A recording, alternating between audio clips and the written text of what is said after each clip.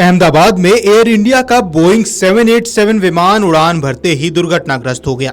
विमानन विशेषज्ञ और अनुभवी पायलट कैप्टन स्टीव, जिन्होंने बोइंग 777 जैसे विमानों को उड़ाया है, उन्होंने इस हादसे पर अब 3 संभावित कारण बताए हैं। पहली थ्योरी, कैप्टन स्टीव ने पहली संभावना दोनों इंजन के एक साथ फेल होना बताया। इसका मतलब यह हादसा लिफ्ट लॉस यानी विमान के पंखों से पर्याप्त हवा न मिलने की वजह से हुआ हो सकता है।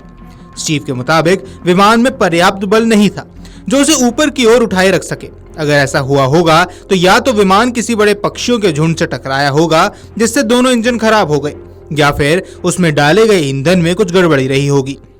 लेकिन स्टीव को यह थ्योरी थोड़ी कमजोर लगती है, क्योंकि हादसे की फुटेज में ना तो किसी पक्षी के टकराने की झलक मिली और ना ही किसी इंजन से आग, धुआं या कोई असामान्य शोर आता हुआ नजर आया। बात करते हैं दूसरी थ्योरी पर। दूसरी संभावना हो सकती है कि विमान के टेक ऑफ से पहले ही कुछ विशेष तकनीकी सेटिंग्स की जरूरत होती है। उन्हीं में से एक है फ्लैप्स को नीचे करना। फ्लैप्स विमान के पंखों के वो हिस्से होते हैं जो टेक ऑफ के दौरान लिफ्ट बढ़ाते हैं ताकि विमान आराम से उड़ सके। कैप्टन स्टीव के मुताबिक अगर पायलट फ्लैप्स लगाना भूल गए हों तो विमान उठेगा जरूर, लेकिन हवा में टिक नहीं पाएगा। लेकिन इस संभावना में भी एक बड़ी दिक्कत है। 787 जैसे आधुनिक विमान में अगर फ्लैप सेट नहीं होते तो कॉकपिट में जोर जोर से अलार्म बजने लगता है और स्क्रीन पर वार्निंग भी आती है। इसलिए बिना फ्लैप्स के टेक ऑफ भी लेना लगभग असंभव है, क्योंकि 2 बार डिजिटल चेकलिस्ट कर पायलट को अलर्ट मिलता है। आइए अब बात करते हैं तीसरी थ्योरी पर। कैप्टन स्टीव की तीसरी संभावना के अनुसार हो सकता है कि पायलट ने गलती से गलत लेवर खींच दिया हो। स्टीव के मुताबिक विमान जैसे ही टेक ऑफ करता है एक प्रक्रिया होती है।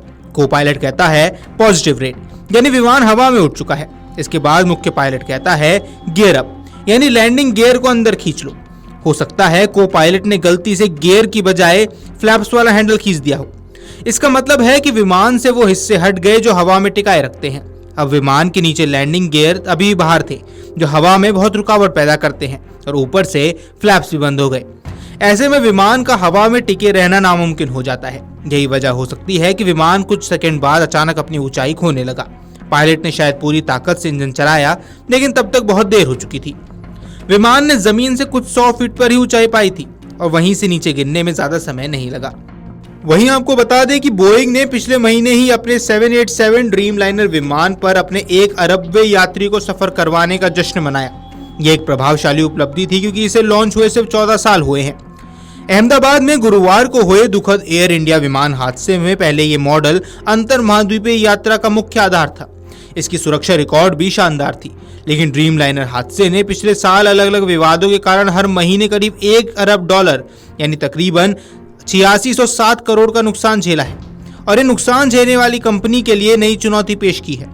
बोइंग का ड्रीमलाइनर विमान उस बोइंग 737 मैक्स से अलग है जो इंडोनेशिया और इथियोपिया में हुए दर्दनाक हादसों के कारण पूर्व में सुर्खियों में था। इन हादसों में 2018 और 2019 में सैकड़ों लोग मारे गए थे। बाद की जांच में पाया गया कि इन घटनाओं का कारण विमान के सॉफ्टवेयर में आई खराबी थी। यह जानकारी सामने आने के बाद मॉडल को दुनिया भर में 18 महीने के लिए प्रतिबंधित भी कर दिया गया था। वहीं भारत में हुए बोइंग 7878 ड्रीमलाइनर विमान हादसे की बात करें तो अभी तक इस मामले में बोइंग की तरफ से कोई गलती होने के संकेत नहीं मिले हैं। बोइंग की गलती थी या नहीं, इसकी पुष्टि हादसे के बाद चल रही जांचों के निष्कर्ष के आधार पर की जाएगी। विमान का ब्लैक बॉक्स, जिसमें उड़ान की महत्वपूर्ण जानकारियां सेव रहती हैं, उसे भी बरामद किया गया है और इसकी पड़ताल के बाद हादसे के कारण की पूरी तस्वीर साफ हो जाएगी। वीडियो डेस्क अमरउजाला.com। अगर आप ये वीडियो YouTube पर देख रहे हैं तो हमारे चैनल को सब्सक्राइब कर बेल आइकन दबाएं, और Facebook पर देख रहे हैं तो हमारे पेज को लाइक करें।